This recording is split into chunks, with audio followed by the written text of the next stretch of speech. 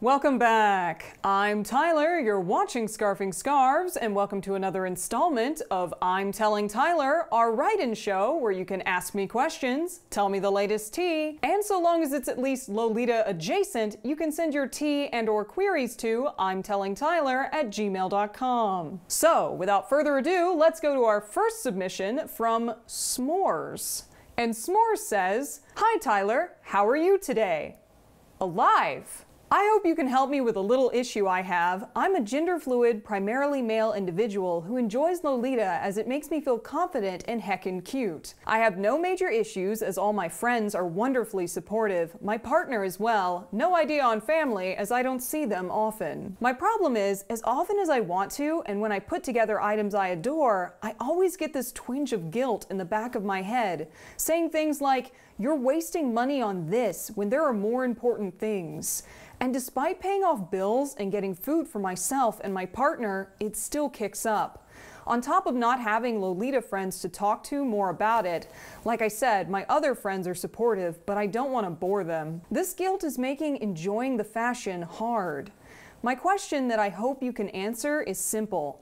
How can I shut up the guilt and enjoy this amazing fashion after covering my living needs? Sorry for the potentially bad grammar. Love your show. Hope you're safe and staying mostly sane. Signed, S'mores. Alright, S'mores, I'm happy to inform you that I am absolutely batshit crazy, but other than that, things are fan-fucking-tastic. To address your question, I feel like this is such a common topic, and I feel like it came up recently in Ruffle Chat even, and this kind of sentiment and this kind of feeling seems to be really common among people who don't come from backgrounds of money. Like, I don't know what kind of impression you got off of this whole shtick here, but like, I did not come from money. I fully identify with and I fully understand where you're coming from when you're talking about feeling guilty for buying things that aren't subsistence level things and feeling like you should be putting your money into something of more importance. I don't want to make this entirely political, although everything I fracking do or say is political, but it really is a side effect of like late stage capitalism. Late stage capitalism loves to judge working class people for buying anything other than moldy bread and water, essentially. Preferably lukewarm water, because they're not even allowed fridges, apparently. If you watch Fox News, poor people cannot have fridges, or else society will crumble. It's similar to like grimacing at someone on food stamps who bought their kid a candy bar. Like, how dare that poor person and their poor child enjoy a tiny smidgen of joy. But that kind of mindset, it's wrong. It's wrong and you shouldn't have to deal with it. So long as you're paying your bills, you can spend your money on whatever you want. And I would double down and I would say this especially in cases where people are receiving assistance, maybe government assistance, even though my family was never on that. I'm gonna go out and say that it is absolutely none of anyone else's business what you and your family spend your money on. I know you didn't ask about that, but I feel like it needs to be said because there still seems to be this culture of guilt and just shame around needing help, especially in the current economy with so many people, maybe even for the first time in their lives, looking at bankruptcies, looking at losing their homes and thinking I should spend money on more important things. Human beings need hope. We need little snippets of joy. We need something to get us to the next day. And sometimes that's a frilly princess dress from Japan. I'm sorry, that's just, you woke up in an absurd universe and this is how things are. But if buying the cute Lolita dress makes you happy, buy the dress. Buy the dress and be happy. The way to shut out the guilt, the best way to shut out the guilt, is to change your mindset. You have the right to enjoy things. So long as you can get them without, you know, a heist or something, you are absolutely in the right to enjoy things. No one else is entitled to your money. No one else is entitled to dictate, and I mean on a personal level, because obviously taxes are a thing, and rich people need to pay more of them. No one else is entitled to dictate what you do with your discretionary money, and they shouldn't be, because that's for you. And I hope, S'mores, that you take this to heart, and you just buy the dress. Buy the dress, be happy, and enjoy your life. And I think you'll have a lot of fun collecting pieces along the way. Let's move on to our next submission. Thank you, S'mores. And our next submission is from We're gonna call you Cinnamon. You name Cinnamon, and Cinnamon says, I am a Lolita in the United States who has been partaking in the fashion for about 7 years now. 5 years ago, I was in Lolita, full swing, attending events, meetups, etc. At the same time, I befriended an individual who would later turn out to be a horrible psycho bitch who till this day is the only person I dislike with a passion. Anyway, back when me and this person were hanging out, I would talk about Lolita with them and show them my dresses. They did not practice the fashion. Time had passed and we had a falling out, for lack of a better word. At the same time, I had to take a break from Lolita due to my community not being very friendly. This was back when I was in my early 20s. Nowadays, I don't give a fuck. So recently, I've decided to get myself back out there and meet some chill people in the community. But it has come to my attention that the horrible psycho has actually become a member in the Lolita community during my absence. This person is in the same city as me and attended events in the exact same community. I am worried that if I attend any events, I will see this garbage person. This person did not harm me in any way. They're not a predator. We just had a really bad falling out. Because of the quarantine, there hasn't been any meets, obviously, but a part of me is a little worried to see their damn mug around something that brings me happiness when the quarantine lifts. This person also doesn't like me. I'm a little worried that if I show up to a meet, they will talk smack to the other members and taint my rep before they even get to know me. I guess in the end, I will just be zero fucks and ignore this garbage person, but it just sucks having to put up my guard in a community that's supposed to be open-minded. Thanks for your time. Signed, Cinnamon. All right, Cinnamon, we're talking about how to deal with conflict resolution in a public space.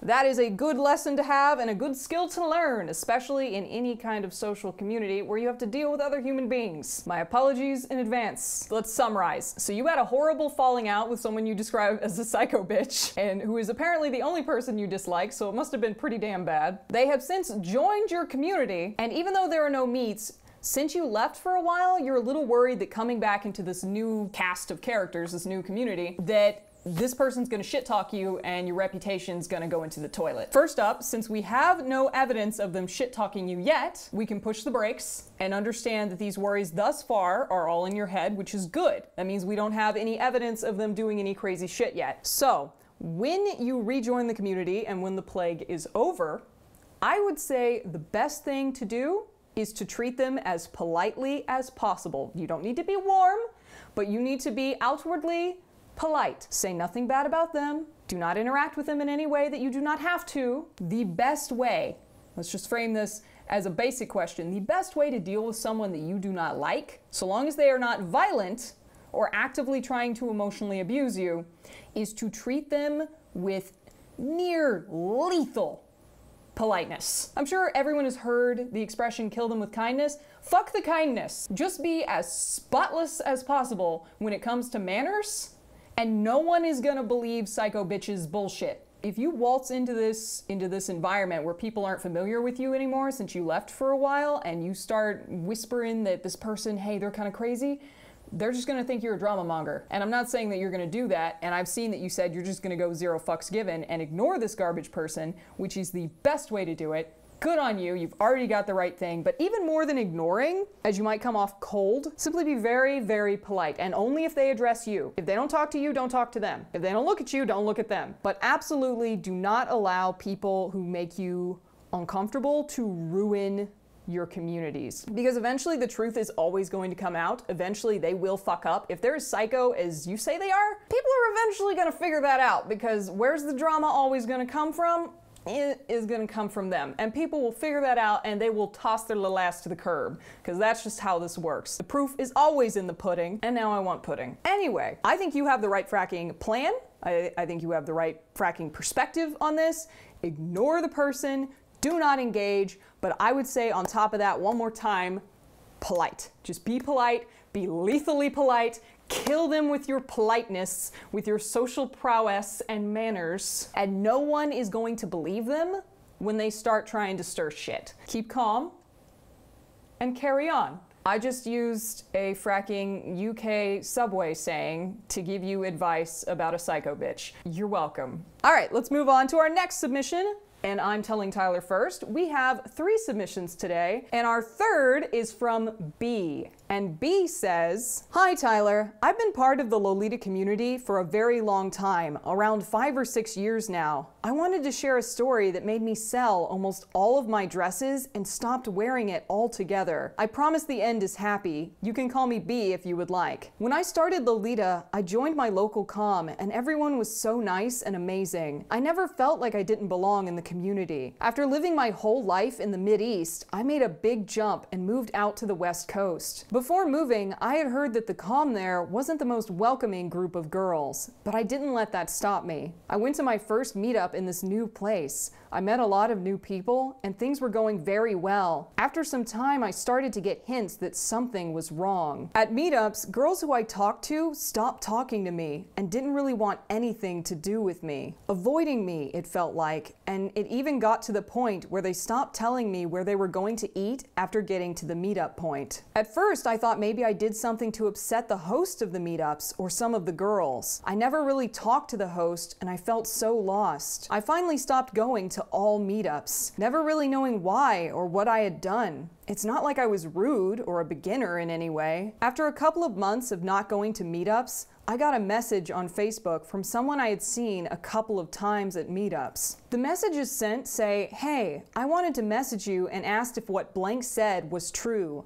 Blank said that you were a cam girl doing fetish things in Lolita." I finally got my answer of why I was feeling so unwelcome in a group I never felt like an outcast, like I had done for my whole life. I was never a cam girl, nor have I ever taken a nude. I will never shame someone for what they want to do with their body. I was so heartbroken. That feeling of being so unwelcome in a group for some made-up story. I moved out there knowing only my housemates and was really lonely. This really broke me. I sold almost everything Lolita I had. Goodbye to Lolita. Here is the happy ending. I moved back home shortly after all of this, going back to my local comm, falling right back into love with this community. I will say I never should have let those things get to me and sell everything. I was in a bad place, but now everything is much better and I'm working on getting things back together. Thank you for listening to my story, Tyler. Signed, B. Okay. I will say I'm glad the story had a happy ending. I'm very happy for you, B, that you ended up in a good place in the end, but I am furious with your comm that they would just spread those fracking rumors about you and not even ask until after shit had entirely hit the fan. Let me roll this back. All right, we're gonna roll this back and we're gonna talk about how to deal with gossip in a community. I want to preface this by saying this is only with people that you really want to keep in your life. You don't need to be doing this with every Tom, Dick, and Harry, all right? Just because they aren't making eye contact or something like that. For all you know, they have a headache. Not everything in the comm is going to revolve around you. The best way to deal with this, and by the best way to deal with this, I mean with people who have a spine and who will come out and speak to you about this, because some people are cowards and will not. But when you have reason to believe that something negative has been spreading about you in the community, or you're feeling a distance from people that you thought were your friends, people you want to keep in your life, then the best way to deal with that is generally to engage them. And in many cases, I would start with DMing, honestly, because it takes the social pressure off of them from being seen interacting with you should they have some kind of negative context given to them about you by someone else that they believe is credible. Most people who aren't psychopaths aren't gonna just like make shit up about you, spread it around, and then run. Usually there's some kind of credible, to them, story at stake, given to them by someone they believe is telling the truth. Most human beings are not megalomaniacal manipulators who are out there to ruin you. And I'm sure you already know this, B, obviously. You were just in a shit comm with a bunch of cowards. Most people can be reached privately one-on-one in a DM session, and make sure your DMs are spotless, because God knows if they do turn out to be a psycho, they're gonna share that screen cap. Side note, anything you put in a DM, pretend you're yelling it in a public square. This is 2020 and screen caps are a death sentence. Like, I'm just gonna tell you this right now. Just pretend.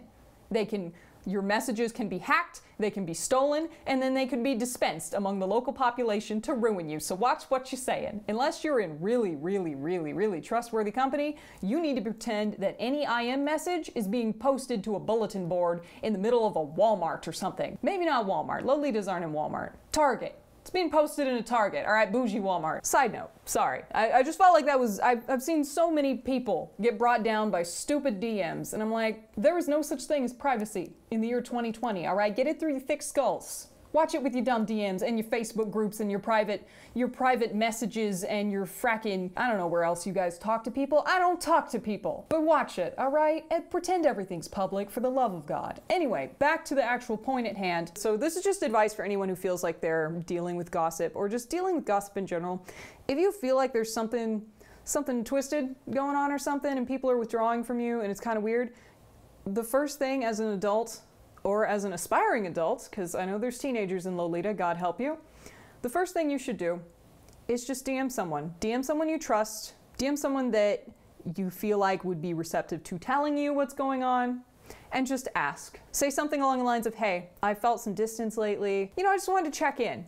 I just wanted to check in and make sure everything's cool. And keep it short. Don't type some really long, emotionally heavy fucking screed for them to sift through, because they're gonna take a peek at the message notification, they're gonna see a fucking soliloquy, and they're gonna pretend they never saw it. They're never gonna even open it. So keep it short, keep it polite, and just keep it frank. Like you're a little worried. Is there anything you should know? And if they say no, then you should operate like everything's fine. When it comes to basic socializing like this, the best remedy for any of these like misunderstandings is always going to be sunlight and just coming to them frankly and politely and friendly. Don't stare them down and be like, why aren't you speaking to me anymore? With acquaintances, which is what I'm presuming this is about, because usually actual friends are not going to buy some bullshit gossip that someone put out there about you. That's another point I want to make. Actual friends, people who value you, are not going to buy some bullshit gossip